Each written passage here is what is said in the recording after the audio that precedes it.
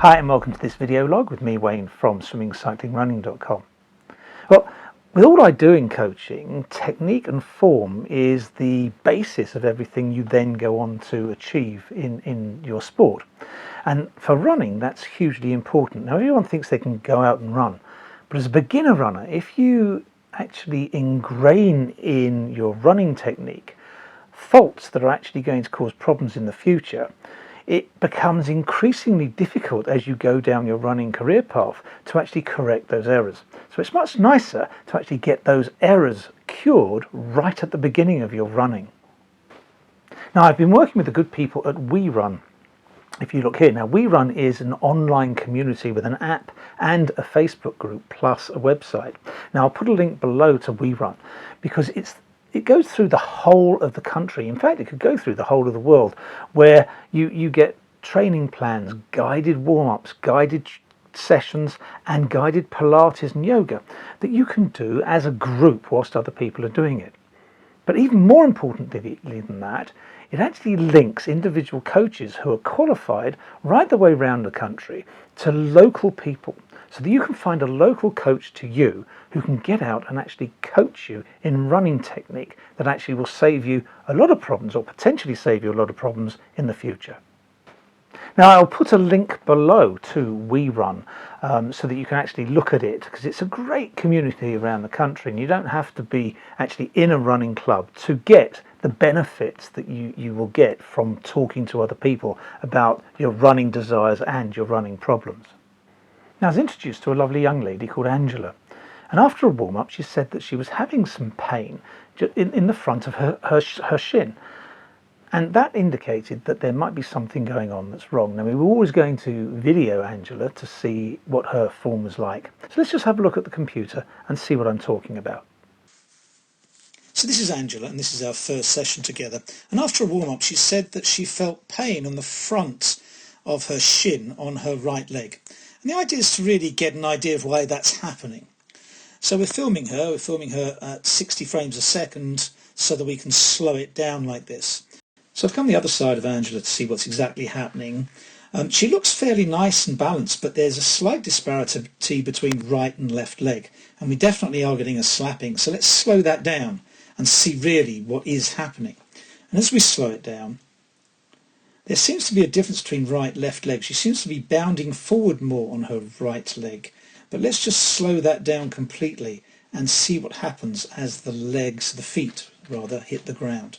So we're going through to the right leg. We see a heel strike, and as the foot comes down, you can see the leg is still extended. And what I'd like you to look at is this gap in between the knees. And that's quite far. And as the knees get further and further apart, the actual leg itself has to be extended further and further forward. So that's 168 degrees. So we can see that that is not bent underneath the body, and that's causing her to actually decelerate and putting a shock wave right up her shin, through her knee and into her hip. So let's look at the left leg landing here. Again, heel strike, but that's just about it there. So again, have a look at this knee position. Those knees are much closer together, and also if you look at the leg position, we have a leg there and an upper leg there. So she's actually flexing her knee underneath her body there, and that means that effectively her centre of gravity is much closer to that front foot. So in the right leg with Angela, we see a slight slapping down of that foot which comes down in front of her. And that shock wave that's going from her ankle to her shin to her knee to her hip is actually causing, presumably, this pain at the front. So let's do something about that with some drills. So what we did was set up some short hurdles, very short hurdles, just to get Angela to shorten her stride and pull her knees together as she landed her foot. And you can see here she's very bouncy as she comes through. As a consequence of that, we are speeding up her cadence. But there is another factor that we've actually introduced as well. As we see her coming in here, it's nice and bouncy, she's nice and relaxed with those arms. But as she plants her foot, you can see she's now planting a forefoot. strike. Those knees are really coming together. It's a forefoot strike and the knees are really coming together. And you see the knees are actually overtaking the leg as they land. But the forefoot strike is not something we necessarily want to change to. It's not a disaster, but it is going to put more strain on her Achilles and her calf muscles. When you're trying to change something, you're trying to change little bits. You don't want to go from one thing to something completely different, which is why I'm slightly concerned if we change Angela to a forefoot strike from a heel strike. It doesn't matter if your heel strikes if it's underneath your center of gravity. If it's ahead of you, then you're just slamming your foot into the ground, slapping your toes down, and potentially having that shock wave go up the leg. Now Angela found the short hurdles close together slightly difficult, so we extended them slightly. And you saw there that was a much smoother run that she did. And she comes through them again. She's still forefoot striking, but look at that knee coming through and the nice high heel on the recovery.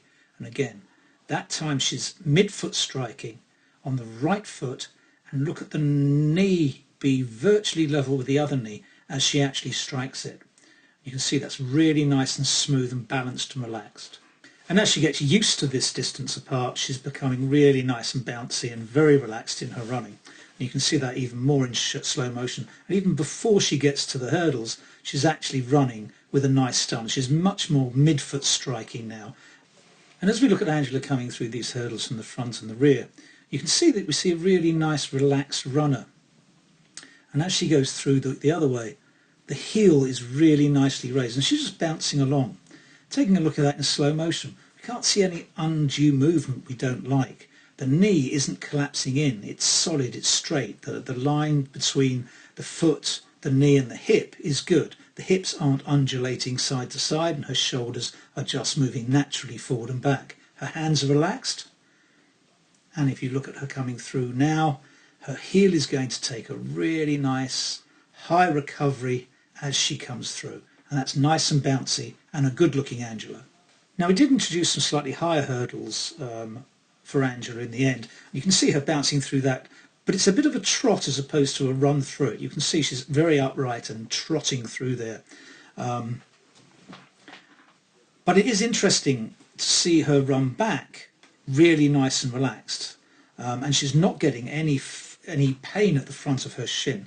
Let's just take a look at her recovery here. Again, she's going back to a heel strike, but you can see that leg's bent. That's the left leg. Right leg, again, heel strike, but when it's planted, the actual leg is now bent and the knees are much further together. So what we're doing is slowly but surely creating a change in Angela's running, which is absolutely wonderful to see. But as with everything, as you get used to something, it gets easier and easier to do. And you can see that really looks like a smooth Angela as she comes through. And she even slightly less trotty on that one. And she even got hot enough to take off her jacket on a 2-degree day. And that's beautifully run through there. I'll take a look at this last one again, because you can see she's really getting used to it. And it's starting to now not look like a trot, but like a really nice jog through. If the foot lands under your center of gravity, a heel strike it quickly moves to a midfoot and forefoot strike, so it rolls forward. If you land with your foot ahead of you, you send that shock wave up, which is what Angela was doing initially. So you want to move that foot back so that it comes in underneath her center of gravity, and then her transference of weight between heel to forefoot will actually go very fast and she won't be slapping that foot down. Now Angela's progression through those drills was really nice to see. She did take a little time to get used to that spatial awareness of those hurdles, and it does when you're trying to run over hurdles. You've got to think about missing them. So with Angela, I hope we're heading in the right direction. It looks like we are, because she's a very relaxed runner. What she can't do necessarily is run for long distances. So in the next couple of sessions that we have together, we're going to take this good technique and slowly but surely take it further and further without actually distressing her too much, so that she gains confidence in her running and begins enjoying it. So if you'd like a coach to look at your running, the We Run Up down below will actually help you get in touch with one local to you. Okay, that's it for this week. If you're a beginner runner or an existing runner, if you've got technical problems with your running stride, you need to sort those out. Go back to basics and then start building up again. Because building up with good technique is going to lead to far less likelihood of injury in the future. Okay, thanks for watching. Enjoy your running, enjoy your training. Keep well.